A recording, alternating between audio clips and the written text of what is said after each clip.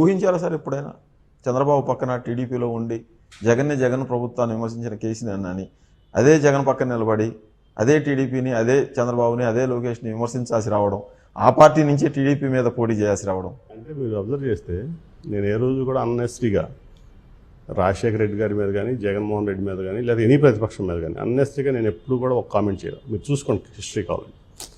ఏమన్నా నాకు నచ్చని పాలసీ చేస్తుంటే దాని మీద మాట్లాడేవాడిని, అంతేగాని పర్సనల్ అటాక్స్ కానీ లేకపోతే పర్సనల్గా కానీ ప్రతిపక్ష పార్టీల్లో వ్యక్తుల మీద మాట్లాడి కానీ నేను ఎప్పుడూ చేయాలి. అది నా పాలసీ కూడా కాదు. ఇన్ఫ్యాక్ట్ నా దగ్గర 5 ఏళ్ళు నేను పెంచి పోషించిన వ్యక్తినే తర్వాత తీసుకెళ్ళి రీజనల్ పార్టీకి జాతీయ అధికార ప్రతినిధిగా పెట్టుకున్నాడు చంద్రబాబు గారు.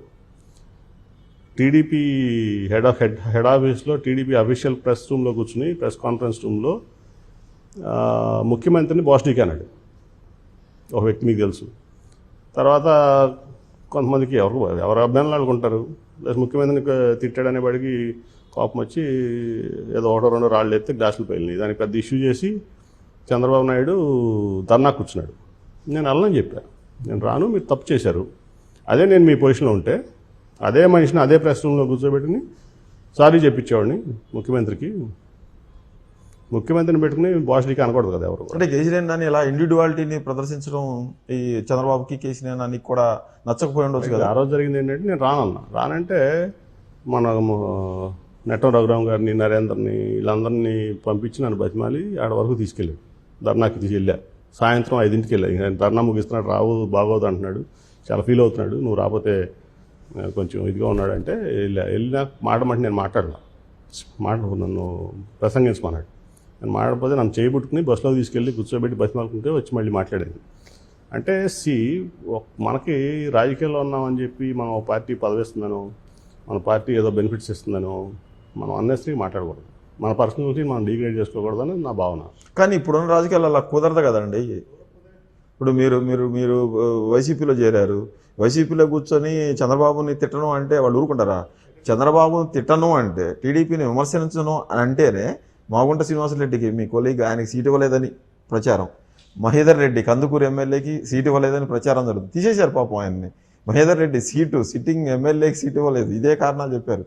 మరి రేపు ఇక్కడ మీరు కేసీఆర్ నాని కూడా వైసీపీలో కూడా జగన్ నుంచి అలాంటి అనుభవం ఎదురైతే? నాకు మహేదర్ రెడ్డి గారు పరిచయం లేదు, కానీ ఎప్పుడు ఆయనతో నేను ఇంటరాక్ట్ కూడా అయ్యి ఉంటున్నాను. నాది అలా ఉండాలి అక్కడ అన్నాను. నాకు మాగుంట శ్రీనివాసరెడ్డి గారి గురించి బాగా తెలుసు. వ్యక్తి మంచోడు, కానీ ఆయన వ్యాపారస్తుడు.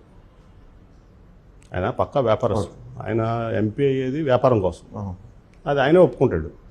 సో ఆయనకి ఏంటంటే ఆయన ఆ పార్టీకి ఫండ్ చేస్తాడు, ఈ పార్టీకి ఫండ్ చేస్తాడు. అవసరమైతే ఆయన వ్యాపారం చేసుకుంటాడు ఎంపీ.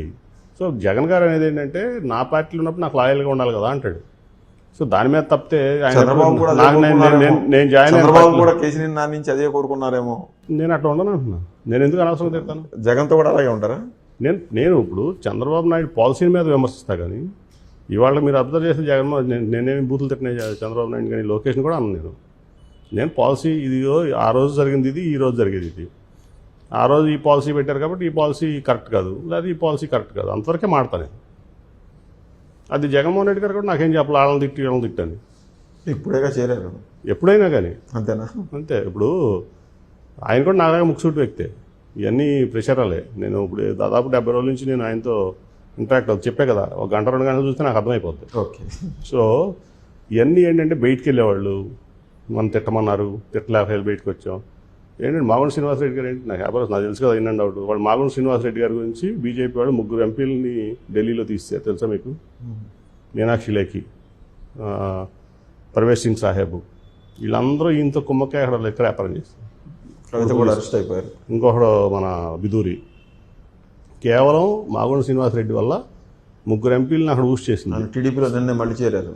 టీడీపీలో నిన్న మళ్ళీ అబ్బాయి ఈడీ కేసులో ఉన్న అబ్బాయి మళ్ళీ మొన్న అంతకుముందు టీడీపీలో ఉన్నాడు, మళ్ళీ వైసీపీలో ఉన్నాడు, ఇప్పుడు మళ్ళీ వచ్చాడు. ఓకే, సరే, అది ఏ పార్టీలు చేస్తాడని వేస్ట్. కానీ కేసులు లేని వాళ్ళు ఎవరు ఉంటారులేండి. వైసీపీలో అగ్రనాయకుల మీదనే కేసులు ఉన్నాయి. మాగుంట శ్రీనివాసరెడ్డి ఇంటికి డిన్నర్కి వెళ్ళారు, ఆయనతో కలిసి వ్యాపారాల్లో ఏదన్నా ఉంటుందేమో అనే అనుమానంతో బీజేపీ 3 సీట్లు ఉన్నాయి ఢిల్లీలో.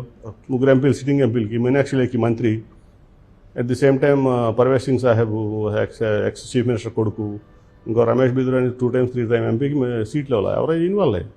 అట్లాంటి వ్యక్తికి వాళ్ళ చంద్రబాబు నాయుడు సీట్ ఇచ్చాడు. జగన్ ఆ కారణాలతో పక్కన పెట్టారా? అంతే, కేవలం అంతే. అంతే. ఓకే.